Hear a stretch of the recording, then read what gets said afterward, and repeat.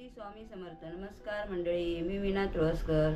आज मी तुम्हाला कोबी, टमाटा आणि चण्याच्या पिठाचा पोळा दाखवणार आहे. चला तर मग बघूया साहित्य.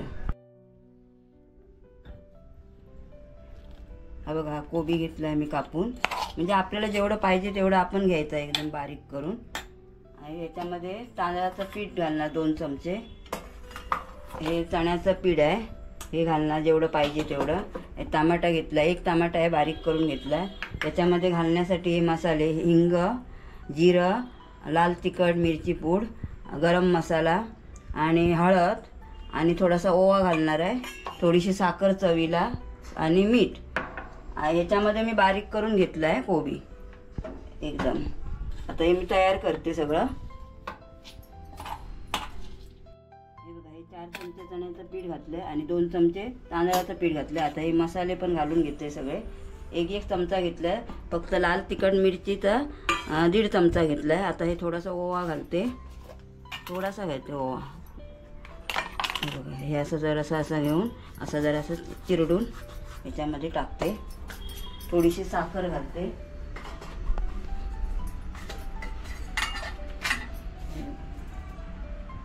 एवढी साखर घालते, थोडी घालायची साखर. साखर गोडीसाठी नाही, फक्त चवीपुरती घालते. आणि हे मीठ 1.5 चमचा घालते. आणि आपल्याला जेवढं चण्याचं पीठ लागेल ना तेवढं आपण घालायचं. आता तांदळाचं पीठ नाही घालायचं जास्त.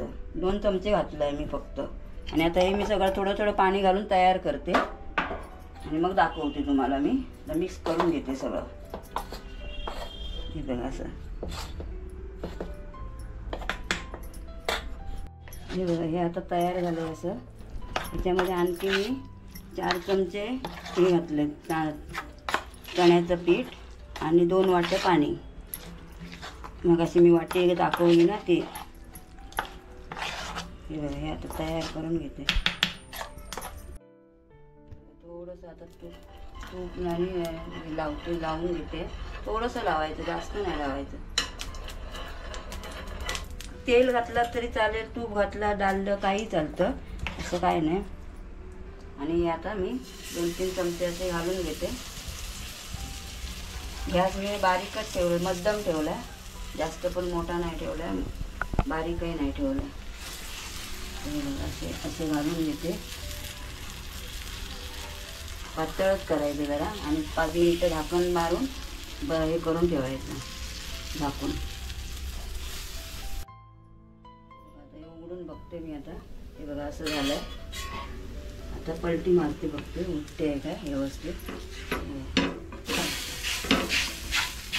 किती मस्त झालंय बघा. दाबून घेते जरा. थोडंसं असं जास्त साईडने असं सोडायचं आणि थोडं 5 मिनिटं परत झाकणी मारून ठेवून द्यायचं. त्याच्यावरती पण थोडंसं लावायचं. आपल्याला जेवढं पाहिजे तेवढं आपण काही लावा, तेल लावा, तूप लावा, डालडं लावा, काही लावा. बटर लावला तरी छान होतो. परत झाकणं मारून ठेवते.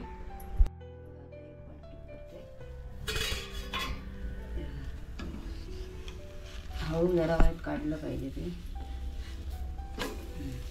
आता या बाजूने परत थोडं भाजते. आता झाकण नाही लावणार, असंच भाजून घेणार. आता अशा प्रकारे मी सगळे करून घेते. ही जर रेसिपी तुम्हाला आवडली असेल तर लाईक करा, शेअर करा, कमेंट करा आणि सबस्क्राईब करा. आणि नक्की करून बघा. ही कशाबरोबर पण तुम्ही खाऊ शकता. अशी खाऊ शकता किंवा भाताबरोबर, भाकरीबरोबर, चपातीबरोबर, कशाबरोबर खाऊ शकता.